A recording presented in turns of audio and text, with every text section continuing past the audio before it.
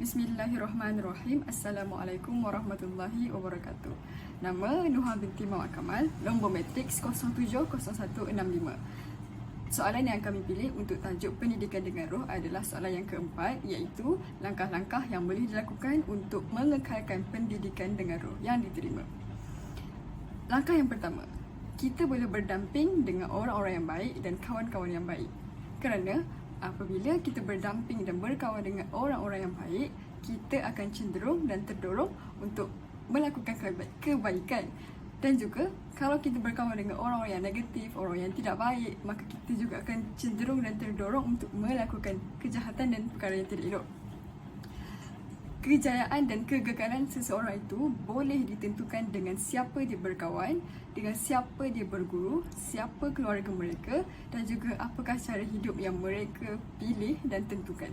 Sebagai contoh, jika terdapat dua orang pelajar yang sama bijak, tetapi pelajar pertama memilih untuk bersekolah di sekolah berasrama penuh dan pelajar kedua memilih untuk bersekolah di sekolah biasa sahaja, semestinya pelajar pertama dikelilingi oleh guru-guru yang komited, kawan-kawan yang fokus dalam pelajaran dan juga persekitaran yang sangat positif dan sangat baik. Tetapi pelajar yang kedua dikelilingi oleh guru-guru yang kurang komited, kawan-kawan yang tidak fokus dalam pelajaran, banyak bermain dan sebagainya. Jadi pada pengakhirannya kita dapat jangka yang keputusan pelajaran mereka pastinya tidak sama kerana mereka mendapat sokongan yang berlainan daripada guru-guru, kawan-kawan dan ibu bapa mereka. Jadi itulah salah satu contoh yang paling mudah yang saya boleh ketengahkan di sini dalam kepentingan memilih kawan untuk menerapkan dan mengekalkan pendidikan dengan roh di dalam kehidupan seharian kita, iaitu dengan berdamping dengan orang-orang yang baik dan kawan-kawan yang baik. Jadi saya akhiri perbincangan saya pada hari ini dengan satu hadis Nabi yang berbunyi, perumpamaan teman yang baik dan teman yang buruk ibarat penjual minyak wangi dan pembuat tukang besi. Di mana secara ringkasnya hadis ini bermaksud jika kita berkawan dengan penjual minyak wangi, maka kita akan berbau wangi. Tetapi jika kita berkawan dengan seorang tukang besi, maka kita akan dapat rasa bahangnya. Itu sahaja. Sekian, terima kasih. Assalamualaikum warahmatullahi wabarakatuh. Nama saya Nak Aisyah Humairah binti Azman Ghazali, nombor matriks 070628. Langkah yang seterusnya dalam pendidikan dengan roh ialah berusaha menambah ilmu tanpa henti. Manusia ada 3 komponen yang menyusun dalam hidupnya, iaitu hati, akal dan nafsu. Kat sini kita nak tentangkan pasal akal. So manusia ni istimewa sebab Allah bagi dia akal untuk berfikir. So kita mestilah guna sebaik-baiknya akal yang Allah bagi tu untuk mendapat keredaan Allah dalam hidup ni. So yang pertama ialah kita mestilah belajar hingga ke Menara Gading. So bila kita nak belajar hingga ke Menara Gading tu, kita mesti ada niat yang betul. So bila niat kita betul, barulah kita dapat terapkan ilmu tu dalam kehidupan kita. So selagi ada waktu, selagi ada kesempatan, masa, kita mestilah menuntut ilmu sampailah ke akhirnya. Sebab ilmu tu tak pernah habis. Tiap-tiap hari kita akan dapat ilmu baru, kita akan dapat belajar benda baru. So kat situ juga ilmu tu penting untuk kita dekatkan diri dengan Allah Subhanahu Wa Taala dan kita tak mudah ditipu oleh iblis dan atullah. Yang kedua, kita mestilah belajar rajin membaca. So seperti yang kita tahu, membaca tu jabatan ilmu. So bila kita tak tahu satu benda tu, kita mestilah ada inisiatif untuk belajar, untuk cari apa yang kita nak tahu tu. Contohnya kita pergi ke perpustakaan, kita cari. Sebelum bertanya dengan orang, kita mesti ada inisiatif untuk cari dulu benda tu sendiri. So yang ketiga pula, kita mestilah rajin bertanya dan menerokai bumi Allah Subhanahu Wa Taala. So bila contohlah kita pergi kat luar negara, kita kita menerokai dunia, kita rajin bertanya dengan orang kat sana. Lepas tu kita dapat belajar culture diorang. So kat situ kita dapat tambah banyak ilmu. Dan secara tidak langsung kita dapat lihat keindahan dan ciptaan Allah Subhanahu Wa Taala. So betul lah, mencari ilmu, menuntut ilmu ni adalah sangat mulia dan wajib untuk setiap orang. Sebab tanpa ilmu tu seseorang tu tak mungkin ada keimanan dan ketakwaan dalam diri masing-masing.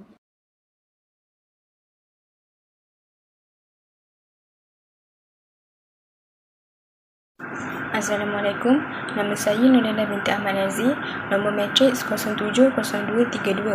Seterusnya, langkah untuk mengekalkan pendidikan ruh ialah dengan mengamalkan ilmu dalam kehidupan seharian.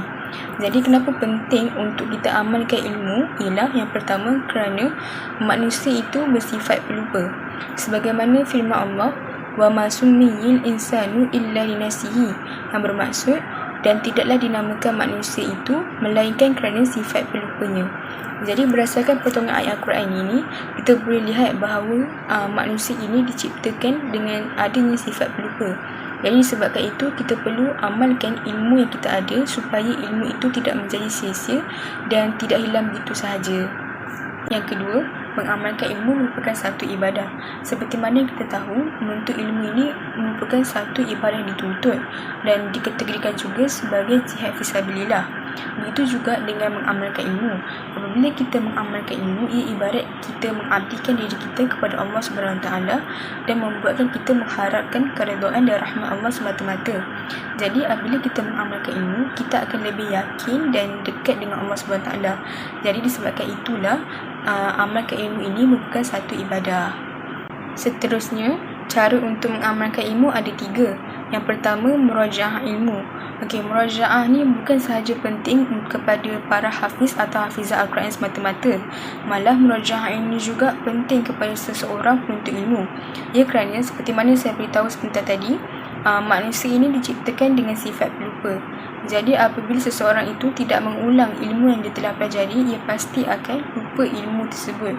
Jadi di samping dia menambah ilmu baharu, dia perlulah mengulang ilmu yang telah dipelajari agar dia tidak lupa ilmu tersebut. Jadi ilmu tersebut tidaklah berada di buku semata-mata, tapi ilmu itu berada di otak dan hati seseorang penuntut ilmu. Yang kedua, melazimi berkumpul bersama penuntut ilmu yang lain. Sebagai contoh, kita duduk dalam satu kumpulan bersama sahabat kita untuk saling uji antara satu sama lain dengan cara memberikan soalan agar soalan tersebut dapat menjentik semula akal kita dan akal kita agar dapat mengingat semula ilmu-ilmu yang telah dipelajari agar ilmu-ilmu tersebut tidak dilupakan begitu sahaja. Yang terakhir ialah berkongsi ilmu. Berkongsi ilmu ini bukan sahaja dapat menambahkan lagi kefahaman kita terhadap ilmu tersebut. Malah selagi mana orang tersebut mengamalkan ilmu yang telah kita kongsikan itu, selagi itu kita akan dapat pahala daripada amalan orang tersebut. Dan secara tak langsung, kemungkinan pahala tersebut akan menjadi asbab untuk kita ke syurga kelak. Kesimpulannya, kita tidak perlu untuk menunggu sesuatu ilmu itu banyak untuk mengamalkannya, tetapi amalkanlah setiap ilmu yang sudah dipelajari meskipun sedikit, asalkan kita berusaha dan ikhlas dalam mengamalkannya. Pepatah Arab pernah mengatakan bahawa al-ilmu bila amali kasyajari bila thamar. Ilmu tanpa amal seperti pohon tanpa buah. Jadi kita pula amalkan ilmu yang kita telah pelajari supaya dengan ilmu tersebut dapat memberi manfaat kepada diri kita dan juga kepada masyarakat, dan dalam pada masa yang sama dapat memantapkan rohani dan sekaligus dapat mewujudkan personaliti yang unggul dalam diri. Akhir sekali, saya akhiri pembentangan saya dengan satu doa yang telah dianjurkan oleh Nabi Muhammad SAW yang boleh kita amalkan bersama-sama. Doanya, Allahumma inna nas'aluka ilman nafi'a wa rizqan thayyiban wa amalan mutaqabbala. Doa tersebut bermaksud, Ya Allah, aku memohon kepadamu ilmu yang bermanfaat, rezeki yang baik dan amalan yang diterima. Moga-moga apabila kita mengamalkan doa ini, secara tak langsung ia dapat memudahkan kita untuk mengamalkan ilmu yang telah kita pelajari. Assalamualaikum warahmatullahi wabarakatuh. Nama saya Nur Najwa binti Maliaman, nombor matrik 069048. Langkah untuk mengekalkan pendidikan dengan roh yang seterusnya ialah berguru dengan orang yang pakar. Berguru dengan orang yang pakar ini bermaksud berguru dengan guru yang berlandaskan Al-Quran dan As-Sunnah, bukan berguru dengan orang yang berlandaskan nafsu semata-mata. Antara dua cara untuk memilih guru Islam yang pakar yang disebut oleh Imam Ash-Shatibi ialah memastikan guru tersebut mestilah telah mengamalkan apa yang diajar. Sebagai contoh, jika guru tersebut mengajar tentang adab pergaulan antara ajnabi, kita perlu pastikan guru tersebut juga mengamalkan perkara itu. Contohnya, tidak berduaan dengan ajnabi, tidak bercakap perkara yang tidak penting dengan ajnabi. Cara kedua yang diajar oleh Imam Ash-Shatibi ialah kita perlu pastikan guru tersebut mestilah telah habis belajar dengan gurunya dan juga merupakan seorang guru yang pakar. Sebagai contoh, jika guru tersebut belajar di negara lahirnya para ulama iaitu Mesir, kita perlu pastikan guru tersebut telah tamat pengajian bersama gurunya supaya ilmu yang disampaikan kepada kita tu lengkap dan mengikut syariat Islam.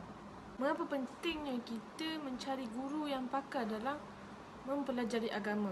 Supaya ilmu yang kita pelajari itu benar dan tidak terpesong. Sebagai contoh, jika kita belajar dengan guru yang kita tidak tahu latar belakangnya dan kita tidak tahu asal pendidikannya dari mana, boleh membawa kepada kita belajar hukum yang tidak benar, akidah yang tidak benar, menyebabkan kita terpesong ataupun lebih dikenali sebagai ajaran sesat. Sebab yang kedua ialah supaya kita terselamat daripada guru yang mempunyai motif peribadi yang tidak baik.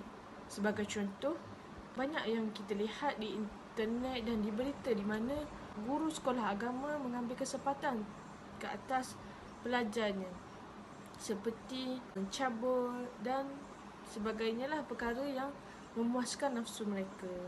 Oleh itu, jika kita ingin belajar akidah Islam, fiqh Islamiyah, akhlak Islamiyah, sunnah Nabi, Al-Quran dan sebagainya tersebut, kita mestilah belajar dengan guru yang pakar supaya dapat mengelaklah daripada terjebak dengan ajaran sesat ataupun terus terpesong daripada agama Islam.